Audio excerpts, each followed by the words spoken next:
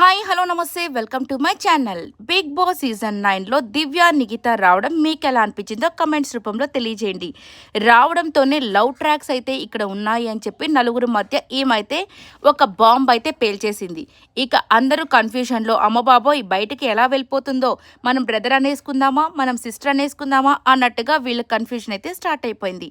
చూడ్డానికి చాలా ఇంట్రెస్టింగ్గా ఉంది. ఎందుకంటే ఇప్పుడు ఎలా వీళ్ళు బిహేవ్ చేస్తారనేది చూడాలని ఉంది. ఇక నెక్స్ట్ వచ్చేసరికి ర్యాంకింగ్ దగ్గరకు వచ్చేసరికి ఫస్ట్ బర్నీ గారు, సెకండ్ ఇమాన్యుయల్ గారు, థర్డ్ వచ్చేసి సంజన గారు, ఫోర్త్ ధీమాన్ పవన్, ఫిఫ్త్ వచ్చేసి తనూజ గారు, సిక్స్త్ సుమన్ గారు, సెవెంత్ రీతుకి అయితే ఇచ్చేసింది. రిమైనింగ్ వాళ్ళంతా తర్వాత పెట్టుకుంటూ వచ్చేసారు. బట్ ఈ ర్యాంకింగ్ విషయము అంతగా కరెక్ట్గా సీక్వెన్స్లో పెట్టినట్టు నాకైతే అనిపించలేదు. ఎందుకంటే తనూజ గారికి బయట మంచి ఫాలోయింగ్ ఉంది, అలాగే ఓట్స్ కూడా బాగా పడుతున్నాయి. తర్వాత ఇమాన్యుయల్ కూడా బాగా పడుతున్నాయి. బర్నీ గారికి కొంచెం తక్కువే పడుతున్నాయి. కాబట్టి మరి ఈమె ఏది దృష్టిలో పెట్టుకుని, అంటే ఆటని దృష్టిలో పెట్టుకుంటే మేబీ బర్నీ గారికి ఇవ్వడం మంచిది. కానీ బయట ఓటింగ్ మాత్రం అంత లేదు. ఎందుకంటే అందరికీ తెలిసిందే, హీరో కానీ హీరోయిన్స్ కానీ ఎవరైనా లోపల ఉంటే మోస్ట్లీ వాళ్ళకే వేస్తారన్న సంగతి అందరికీ తెలుసు.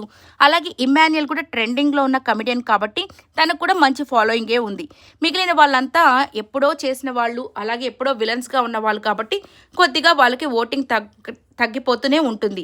ఓకే, ఇదంతా పక్కన పెట్టేస్తే ఇక ఎలిమినేషన్ కూడా ఇద్దరైతే పోటీ పడుతున్న విషయం అందరికీ తెలిసింది. ఒకటి రీతు చౌదరి, ఇంకొకటి వచ్చేసి ప్రియా. వీళ్ళిద్దరిలో ఒకరు మాత్రం కంప్లీట్ ఎలిమినేట్ అయిపోతారు, ఇంకొకరి మాత్రం సీక్రెట్ రూమ్లో పెట్టాలని చాలా అంటే చాలా ప్రయత్నాలు చేస్తున్నారంట. సీక్రెట్ రూమ్నంతా క్లీన్ చేసేసారంట. ఖచ్చితంగా ఒకరు సీక్రెట్ రూమ్కి వెళ్తే మాత్రం కథ సూపర్గా ఉంటుంది.